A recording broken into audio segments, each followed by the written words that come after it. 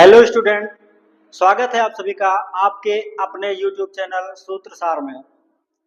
तो बच्चों, आज के इस क्लास में हम आप स्टडी करेंगे, समझेंगे क्लास 10th सामाजिक विज्ञान में भूगोल वाले पार्ट का फर्स्ट चैप्टर।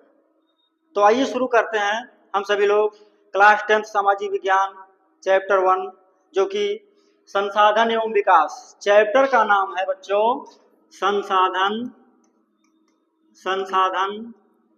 एवं विकास। सबसे पहले तो मैं आप सभी लोगों को परिचय दे दूं इस चैप्टर का, है ना। इस पार्ट का पहले परिचय ले लीजिए। संसाधन का एक संक्षिप्त सा परिचय पहले मैं दे दूं इस पार्ट के नाम पर, उसके बाद आगे मैं और विस्तृत तरीके से समझाऊंगा आप लोगों को। तो संसाधन का मतलब ये होता है कि वह सभी चीजें, प्रकृति में उपलब्ध हुए सारी चीजें जिनसे कि हम सबकी आवश्यकताओं की पूर्ति होती है, वो क्या कहलाता है? वो संसाधन कहलाता है। उसके बाद है विकास। देखिए, चाहे वो आपके घर का विकास हो, चाहे आपके देश का विकास हो, चाहे राज्य का विकास, जिले का विकास, कोई भी विकास हो, संसाधनों के बगैर इम्पॉसिबल है। आप समझ लीजिए कि किसी भी देश का विकास तभी संभव है जब उसके यहाँ प्रचुर मात्रा में संसाधन उपलब्ध हैं। जैसा कि इस फिगर में आप देख सकते हैं, विविध प्रकार के संसाधनों को दर्शाया गया है। जैसे यहाँ पर तमाम वन है, विद्यालय है, सड़कें हैं, पार्क है, और फसलें हैं, झरना है, जिससे उसके बाद पवन चक्कियां बनी हुई हैं, जिससे कि आप लोग ऊर्जा के रूप में पवन ऊर्जा प्राप्त कर लेते हैं।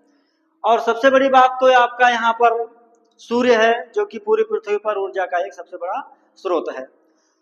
तो आप लोग पूरी तन्मयता के साथ अगर जुड़े रहेंगे, पढ़ेंगे, तो हमको पूरा विश्वास है आप लोगों को बहुत बेहतरीन ढंग से समझ में आएगा। आइए आगे बढ़ते हैं बच्चों। हाँ, तो हमारा चैप्टर का क्या नाम है? संसाधन एवं विकास। अभी मैंने बताया। तो देखिएगा, वे वस्तुएं जो मनुष्य की आवश्यकताओं की पूर्ति करती हैं, संसाधन कहलाती हैं। ये कहलाता है लिखा है ना, कहलाती हैं। हमारी आवश्यकताओं की पूर्ति करने वाली जो भी वस्तुएं होती हैं, चाहे ये पेन देख लीजिए, ये बोर्ड देख लीजिए, ये मेरी आवश्यकताओं की पूर्ति कर रही है।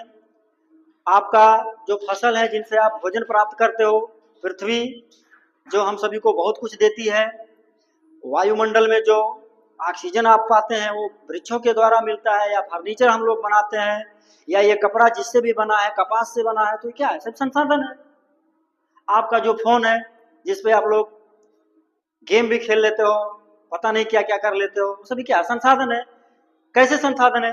क्योंकि वो आपकी आवश्यकताओं की पूर्ति करता है ना।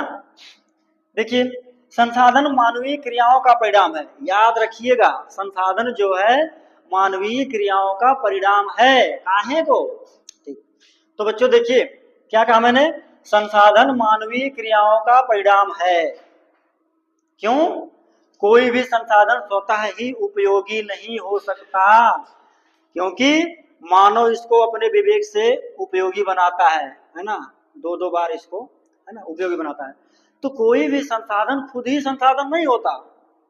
ये ऐसे ही पर नहीं मिल गया था कहीं, या ये आपका जो फोन है, ये फोन ऐसे ही नहीं कैसे बन गया कि कहीं खोद के निकाल लिए फोन मिल गया हमको, या कहीं से गिर पड़ा फोन मिल गया हमको, आकाश से गिर गया, या फिर यूं कहीं पेड़ से तोड़ के लाए फोन ना, ऐसा कुछ नहीं है ना। तो कोई भी चीज संसाधन तभी बन सकती है जब उसमें मनुष्य अपने विवेक का इस्तेमाल करता है, अपनी बुद्धि का इस्तेमाल करता है ना। तब वो चीज जाके क्या बनती है? यूजफुल, यानी उपयोगी संसाधन बनती है। इतनी बात समझ में आई? आगे बढ़ते हैं। देखिए, अब आइए, जेम्स फिशर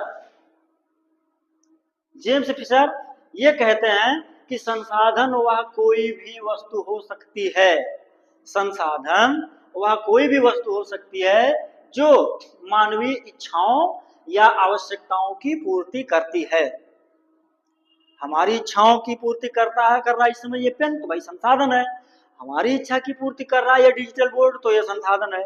आपकी इच्छा की पूर्ति कर रहा है आपका बुक, या आपका पेन, या आपकी कॉपी, आपका बैग, आपकी साइकिल, आपका फोन, मोबाइल फोन, तो क्या है? वो संसाधन है ना। तो एक चीज और आप लोग देखिएगा, इस समय जो बोर्ड में एमसीक्यू क्वेश्चन पूछने का जो चलन है वो बीच बीच से कहीं से भी उठा लेता है। पहले क्या होता था कि जो तथ्य होते थे, कोई डेट होता था, कोई फैक्ट होता था, उसको दे देता था, तो उसको आप लोग क्या करते थे, उसको चूज कर लेते थे या पहचान लेते थे, तो टिक उक लगा लेते थे, गोला मार लेते थे। लेकिन अभी परीक्षा के पैटर्न में बिल्कुल बदलाव आ गया है। पीसीएस के मॉडल से एमसीक्यू पूछने लगा है, कहीं से भी 2-3 लाइन बीच में डाल देगा, पूछेगा बताओ भैया सही है कि गलत है ना। अब बोल दिया लुईस फिशर क्या बोले हैं, क्या कहे हैं संसाधनों के बारे में। तो इन सभी चीजों को भी आपको ध्यान में रखना है। आगे बढ़ते हैं, देखते हैं एक महाशय और आ जाते हैं, ओवीसी मैकनाल। ये क्या कहते हैं, कहते हैं प्राकृतिक संसाधन उन संसाधनों को कहते हैं जो प्रकृति द्वारा प्रदत्त किए जाते हैं, जो प्रकृति द्वारा प्रदत्त किए जाते हैं, यानी प्रकृति द्वारा प्रोवाइड करवाए जाते हैं, ऐसे संसाधनों को प्राकृतिक संसाधन कहते हैं और वो मनुष्य के लिए उपयोगी होते हैं। जैसे क्या, हम लोग सांस लेते हैं, हवा है, पानी है ना, या अन्य खनिज पदार्थ हैं, पेट्रोलियम है, कोयला है, सब क्या है भाई प्राकृतिक संसाधन है। और जो सनलाइट, सूर्य की रोशनी है, जिससे कि पूरी पृथ्वी को ऊर्जा मिलती है, वो भी क्या है, प्राकृतिक संसाधन है। तो ये संक्षिप्त सा हम लोगों ने परिभाषा समझ लिया। अब आइए आगे बढ़ते हैं, इस चैप्टर को आगे बढ़ा लेते हैं। देखिए अब हमारा जो है, थोड़ा ध्यान से समझिएगा, संसाधनों का वर्गीकरण। संसाधनों को कुछ पार्ट में वर्गीकृत भी किया गया है। किसमें वर्गीकृत किया गया है, पहले देखिए उत्पत्ति के आधार पर, है ना, उत्पत्ति के आधार पर हमारा क्या है, संसाधनों का वर्गीकरण किया गया है ना। तो उत्पत्ति के आधार पर अगर हम देखेंगे तो क्या है, जैव है, अजैव है ना। अगर इंग्लिश में कहें तो on the basis of origin, यानी उत्पत्ति यानी उसकी पैदाइशी के आधार पर, पैदाइश के आधार पर संसाधन क्या होता है, जैव होता है, अजैव होता है। जैव का मतलब भैया जिंदा, अजैव का मतलब जिसमें जान ना हो, है ना। अगर संसाधनों की पैदाइश के आधार पर हम देखें तो संसाधन पैदा ही होता है, या तो जिंदा पैदा होगा या तो मृत पैदा होगा, सीधी सी बात है ना। तो जो कुछ, जैसे ये पेन क्या है भैया, ये पेन अजैव है, हम और आप क्या है, जैव है, पेड़ पौधे जीव जंतु जैव है ना। तो उसके बाद देखिए दूसरी बात है स्वामित्व के आधार पर। किसके आधार पर, स्वामित्व के आधार पर। स्वामित्व बोले तो मालिकाना हक के आधार पर, है ना। तो देखिए स्वामित्व के आधार पर क्या होता है, व्यक्तिगत होता है, सामुदायिक होता है, राष्ट्रीय होता है, अंतरराष्ट्रीय होता है। व्यक्तिगत संसाधन क्या है, इंडिविजुअल संसाधन क्या है ना। इसको इंग्लिश में अगर देखना चाहें तो on the basis of ownership. Ownership यानी कि मालिकाना हक के आधार पर अगर हम देखें तो जो संसाधन हमारे होते हैं वो एक तो व्यक्तिगत होता है, भाई कोई चीज व्यक्तिगत होता है, किसी का प्राइवेट प्रॉपर्टी होता है। ये फोन क्या है, ये हमारा व्यक्तिगत है। आपका घर आपका व्यक्तिगत है, ऐसा थोड़ी कि पूरे गांव वालों का आपका घर है। या आपका खेत देख लो, आपका बाग बगीचा देख लो, वो सबका थोड़ी है, वो आपका है। तो क्या है वो, इंडिविजुअल यानी कि व्यक्तिगत है, आपके पापा का है, आपके गार्जियन का है, या आपका है ना। सामुदायिक यानी कि कम्युनिटी, कम्युनिटी रिसोर्स क्या है, सामुदायिक रिसोर्स क्या है, तो ऐसा रिसोर्स यानी कि ऐसा संसाधन जिस पर पूरे समुदाय का हक है।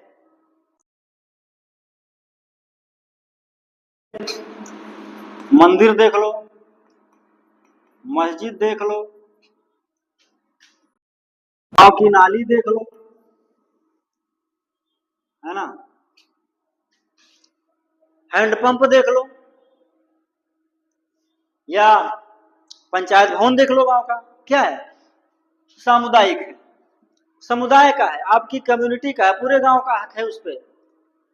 राष्ट्रीय संसाधन क्या है, यानी कि नेशनल रिसोर्स क्या है, ऐसा रिसोर्स, ऐसा संसाधन जो पूरे देश का है, यानी कि उसका जो स्वामित्व है वो पूरे देश का है।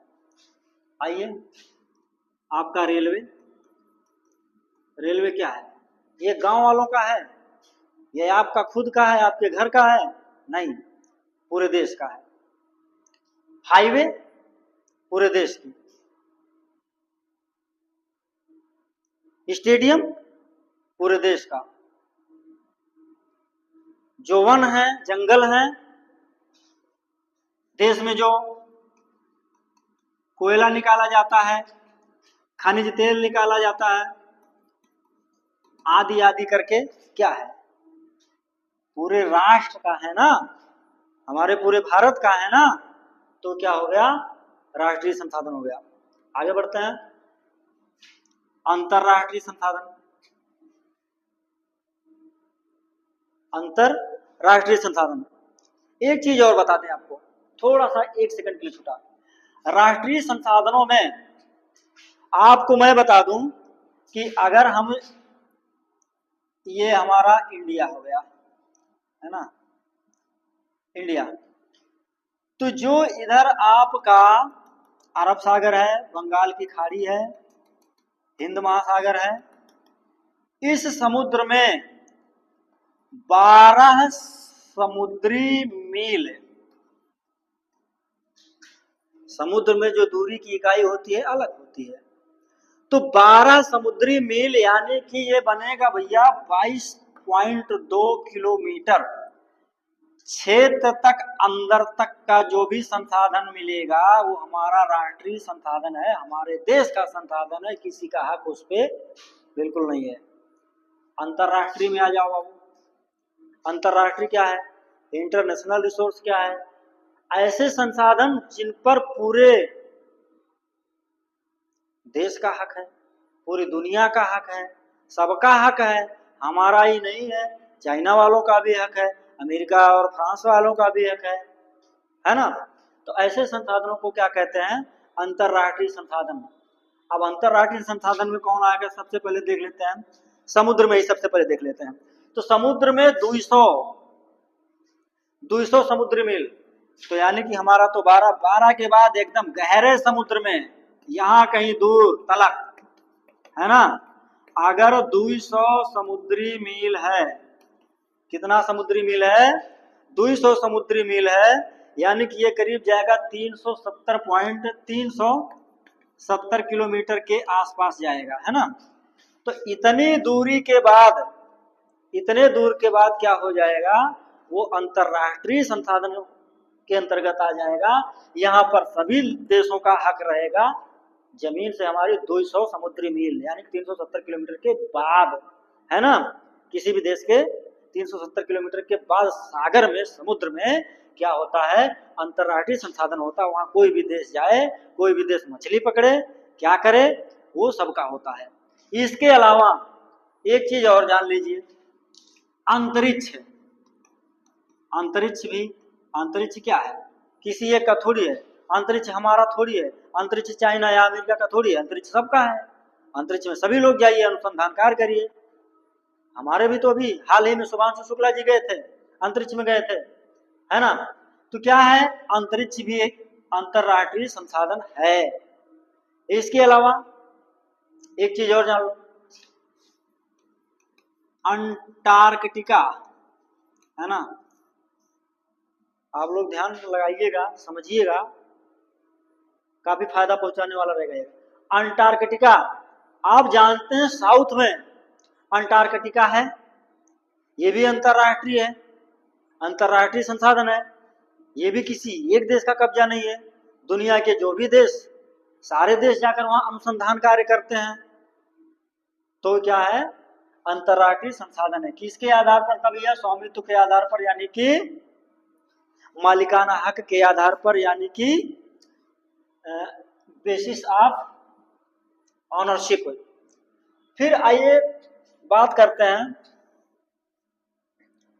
समाप्यता के आधार पर, on the basis of accessibility, यानी कि संसाधनों के समाप्त होने के आधार पर अगर हम संसाधनों को बांटना चाहें तो दो टाइप का, एक होगा नवीकरण योग्य, दूसरा होगा अनवीकरण योग्य। नवीकरण यानी कि रिन्यूएबल, ऐसे संसाधन जिसको आप रिन्यू कर सकते हैं, ऐसे संसाधन जिनको आप नया बना सकते हैं। और नॉन रिन्यूएबल यानी कि अनवीकरणीय संसाधन, ये भैया नया वया नहीं होंगे, एक बार खत्म तो जीवन भर के लिए खत्म, है ना। तो नवीकरण में आगे बढ़ के भी समझते हैं। विकास के आधार पर, on the basis on development, है ना। डेवलपमेंट यानी कि विकास के आधार पर, संसाधनों के विकास के आधार पर कितने प्रकार के होते हैं? संभावी, ऐसे संसाधन जिनकी संभावना है, यानी कि जो किसी क्षेत्र में मौजूद हैं, ऐसे संसाधन जो किसी क्षेत्र में तो मौजूद हैं लेकिन उनका उनके लिए उचित तकनीकी का विकास ना कर पाने के कारण हम लोग अभी उनका उपयोग थोड़ा कम कर पा रहे हैं या नहीं कर पा रहे हैं। जैसे एग्जांपल में क्या है, जैसे गुजरात में देख लीजिए, यहाँ गुजरात में उसके ऊपर जो है राजस्थान में देख लीजिए, यहाँ पर पवन ऊर्जा की असीम संभावनाएं हैं, जबरदस्त संभावनाएं हैं। नहीं जरूरत पड़ेगी कोयले की, नहीं जरूरत पड़ेगी किसी से ऊर्जा प्राप्त करने या मंगाने की, पवन ऊर्जा का पर्याप्त संभावना यहाँ है। लेकिन क्या है कि तकनीकी अभी उतनी अच्छी डेवलप हम लोग नहीं कर पाए हैं, है ना, समझिए। इसके बाद एक चीज और जान लीजिए, लद्दाख, ये वही लद्दाख जो कि कभी जम्मू कश्मीर का हिस्सा हुआ करता था, वहां पर यूरेनियम है, उसको भी अभी हम लोग बेहतरीन ढंग से जो है तकनीकी का विकास नहीं कर पाए उसके लिए। तो क्या है, अगर हम विकास के आधार पर देखें तो ये संभावित, यानी कि इन संसाधनों की संभावना है, इन संसाधनों की क्या है, संभावना है, भविष्य में कर सकते हैं। इसके बाद विकसित संसाधन वे संसाधन होते हैं जिनका सर्वेक्षण किया जा चुका है, जिनका पता लगाया जा चुका है, जिनकी गुणवत्ता यानी कि क्वालिटी और जिनकी मात्रा यानी कि क्वांटिटी निर्धारित की जा चुकी है, एकदम बिल्कुल एग्जैक्ट कन्फर्म है। ये संसाधन क्या कहलाते हैं, विकसित संसाधन कहलाते हैं। आता है एमसीक्यू में आ जाएगा भाई विकसित संसाधन किसे कहते हैं। तो अगर आप अच्छे से क्लास किए हो, यहाँ क्लास किए हो या स्कूल में अपने विद्यालय में क्लास किए हो, रिवीजन किए हो, तो आपको कितना भी कोई घुमा फिरा कर पूछे तो आप सही आंसर दे ले जाएंगे। एग्जाम्पल क्या विकसित का, कोयला पेट्रोल भैया, है ना, कोयला पेट्रोल क्या है, विकसित है, पता हमें कोयला कितने दिन चलेगा, 30-35 साल चलेगा कोयला, उसके बाद कोयला खत्म।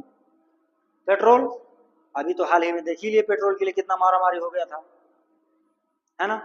इसके बाद आइए अगला प्रकार है भंडार, संसाधनों का भंडार। अगर हम विकास के स्तर के आधार पर देखें तो तीसरा पॉइंट क्या है, भंडार।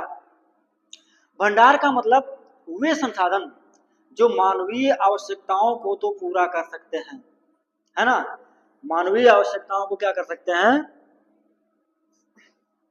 पूरा कर सकते हैं, लेकिन इनके लिए भी उचित तकनीक अभी खोजी नहीं जा चुकी है।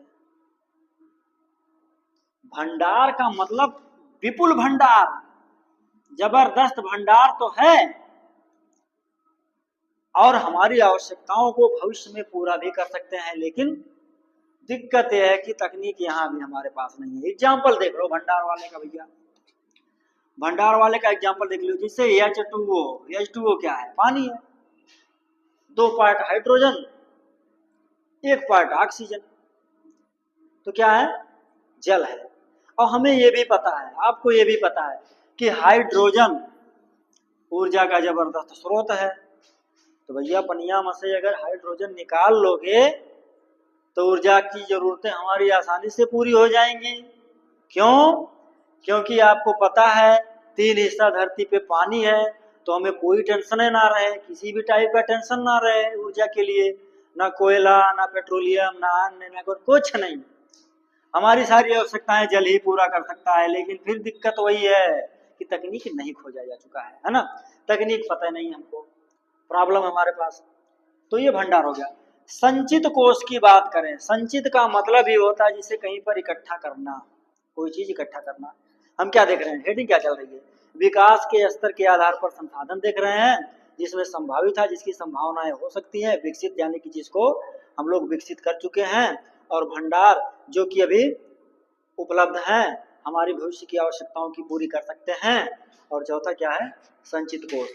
संचित कोष क्या है, ऐसे संसाधन जिनके लिए तकनीक उपलब्ध है, ऐसे संसाधन जिनके लिए तकनीक उपलब्ध है लेकिन उनका उपयोग अभी हम शुरू नहीं कर पाए हैं, और इन्हें भविष्य की पूंजी के रूप में सुरक्षित रखे हैं कि आज अगर पेट्रोल खत्म हो गया, आज अगर डीजल खत्म हो गया, नेचुरल गैस सिलेंडर लेकर दौड़ रहे थे सभी लोग, पता होगा सबको, खत्म हो गया तो फ्यूचर में क्या करेंगे। तो ऐसे संसाधनों को हम संचित करके रखे हैं, संचित है हमारे यहाँ, इकट्ठा रखा गया है भविष्य की जरूरतों के लिए। जैसे नदियों का जल, नदियों का जल या नदियों में पाया जाने वाला खनिज आदि आदि करके, तो क्या है ये, इनको हम फ्यूचर में यूज करेंगे, टेक्नोलॉजी भी खोजेंगे और यूज भी करेंगे। तो इतनी बातें आशा है आप लोगों को समझ में आई होंगी। तो फिर बढ़ते हैं नेक्स्ट पेज की तरफ, है ना।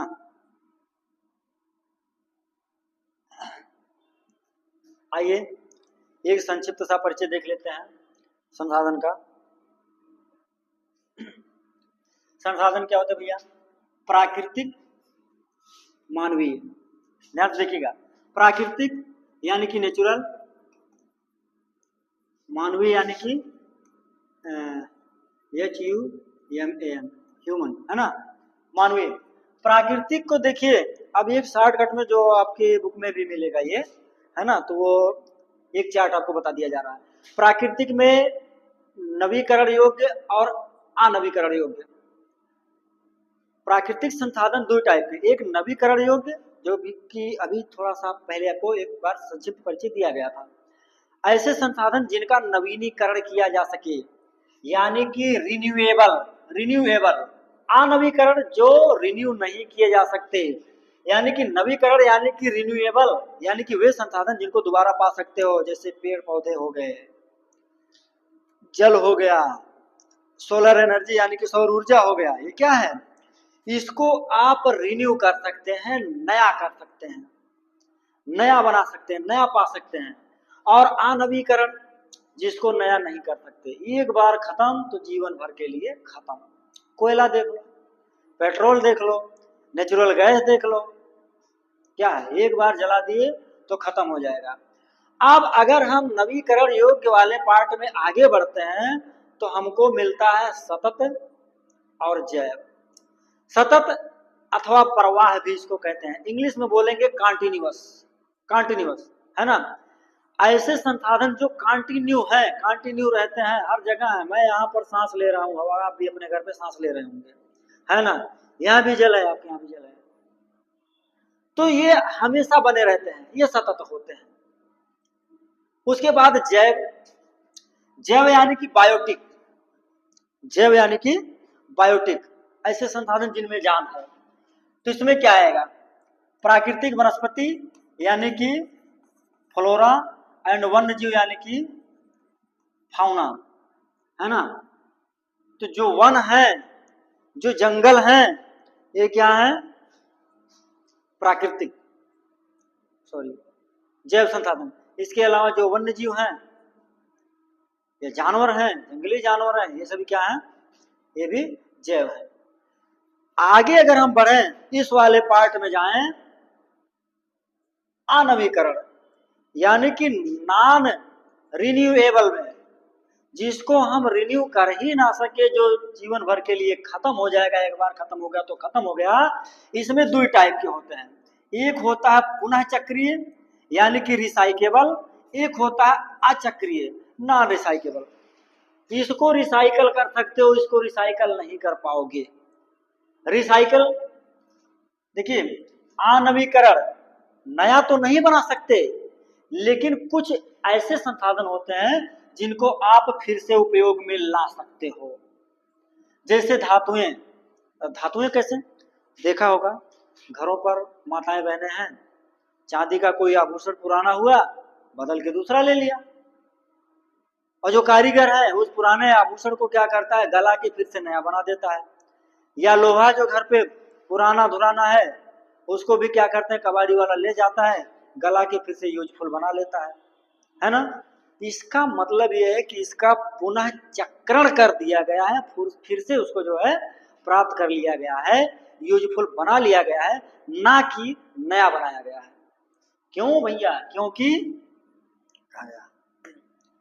क्योंकि ये आणविकरण है, धातुएं आणविकरण है, फिर से नया तो नहीं मिलेगी, लेकिन उपयोगी दोबारा बना सकते हो। तो धातुएं हो गई, धातुएं में लोहा हो गया, चांदी हो गया, सोना आदि आदि हो जाएगा। अचक्रीय यानी कि नॉन रिसाइकेबल, जिसको चक्रण दोबारा नहीं कर सकते, लो कोयला हो गया, पेट्रोलियम हो गया, है ना, पेट्रोलियम हो गया। अरे भैया बन जा, माँ है, ठीक है, चलो पेट्रोलियम हो गया, इसको माँ मत समझ लेना, तो कहेंगे बड़ा की मात्रा लगा दी है ना, पेट्रोलियम।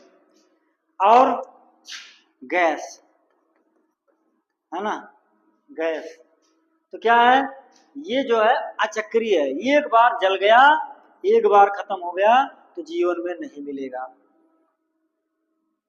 तो ये हो गया आपका नवीकरण, अनवीकरण। इसके बाद आइए मानवीय संसाधन। देखिए कोई भी संसाधन अपने आप से यूजफुल नहीं हो सकता, जब तक उसमें मनुष्य का दिमाग नहीं लगेगा, हमारा आपका माइंड नहीं लगेगा, तब तक यूजफुल नहीं होगा। मोबाइल लेकर बैठे रहो, इससे दिमाग लगा के यूज कर रहे हो, कितना यूजफुल कर रहे हो, कितना चैप्टर पढ़ रहे हो, कितना क्या कर रहे हो, आपका दिमाग जानता है ना। आगे बढ़ते हैं। मानवीय संसाधनों में संरचनाएं एवं संस्थाएं। संरचना एवं संस्था क्या होता है? देखिए संरचनाएं का मतलब ये होता है, देखिए मानव तो एक बहुत महत्वपूर्ण संसाधन है, सबसे महत्वपूर्ण संसाधन अगर कोई है तो मानव है, क्योंकि कोई भी चीज अपने आप उपयोगी नहीं हो सकती जब तक उसमें मनुष्य का दिमाग ना लगे। चाहे आपकी बाइक हो, आपकी गाड़ी हो, पंखा हो, फ्रिज हो, कूलर हो, टीवी हो, मोबाइल हो, कुछ भी हो, मनुष्य का दिमाग लगा है तब जाके उपयोगी हुआ, नहीं तो बेमतलब का था, कहीं पड़ा होता इधर उधर लोहा लक्कड़ के रूप में, है ना। तो संरचनाएं क्या बताती हैं मनुष्य संसाधन में, मानव संसाधन में? संरचना का मतलब यह है कि जो मानव है वो किस लेवल पर कौन क्या करेगा। क्या सभी लोग जूता पॉलिश करेंगे, या सभी लोग टीचिंग करेंगे, या सभी लोग डॉक्टर बनेंगे, सभी लोग साइंटिस्ट बनेंगे, सभी लोग क्या करेंगे, है ना। तो एक संरचना बन जाती है मनुष्यों की कि ये फला काम करेंगे, वो फला काम करेंगे। हम लोगों को देखिए जैसे टीचिंग कर रहे हैं, हम लोगों की संरचनाओं में ये काम है, कोई और काम कर रहा होगा, कोई और काम कर रहा होगा। तो ये संरचना है, ये भी क्या होती है, बड़ी ही महत्वपूर्ण होती है। संस्थाएं देख लेते हैं। संस्थाएं क्या है? संस्थाएं वे होती हैं जो मनुष्य को यानी कि मानव संसाधन को एक तरह से सही दिशा देने का काम करती हैं, या उनको सेलेक्ट या चुनने का काम करती हैं, या निर्धारित करने का काम करती हैं कि कौन क्या करेगा। एग्जाम कंपटीशन वाला बहुत लोगों को सुना होगा, देते हुए जाते हैं लोग कंपटीशन का एग्जाम देने, पीसीएस का एग्जाम देने, कोई कहता भैया ट्रिपल एससी का देने जा रहे हैं, कोई कहता है कोई एग्जाम देने जा रहे हैं। तो क्या है वो संस्थाएं लोगों को निकालती हैं, काम करने योग्य बनाती हैं कि भैया तुम टीचर लायक हो जाओ, तुम टीचिंग करो, भैया आप डॉक्टर लायक हो, नीट दे हो जाओ, तुम डॉक्टर बन जाओ, आप इंजीनियर बन जाओ, आप ये बन जाओ, वो बन जाओ, वो करो, है ना। तो सभी लोगों को ये क्या करती हैं, सहयोग प्रोवाइड करवाती हैं, उपलब्ध करवाती हैं और सपोर्ट देती हैं। मात्रा एवं गुणवत्ता, क्वालिटी एंड क्वांटिटी। मात्रा यानी कि संख्या मनुष्यों की, कितने आदमी, किस आयु वर्ग के आदमी, बहुत ज्यादा आदमी, है ना।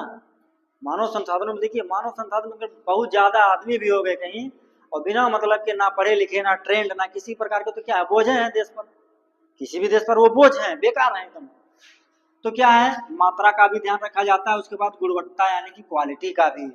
अगर क्वालिटी आपके अंदर नहीं रहेगी तो बेकार है आप। आदमी के अंदर क्वालिटी है तब जाके वो यूजफुल तब जाके आप देश को अपना योगदान दे सकते हैं, है ना बच्चों। तो आज की क्लास में बस इतना सा। इसके बाद नेक्स्ट क्लास में जो आपका इस चैप्टर का पार्ट बचा हुआ है उसमें हम लोग क्या पढ़ेंगे, उसमें हम लोग पढ़ेंगे, ध्यान दीजिएगा,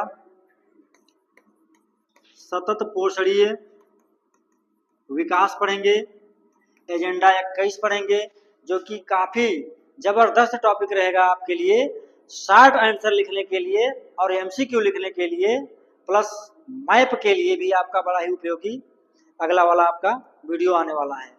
उसमें आपको मिट्टी के बारे में भी कुछ बताया जाएगा, तो बड़ा ही महत्वपूर्ण होने वाला अगला वीडियो।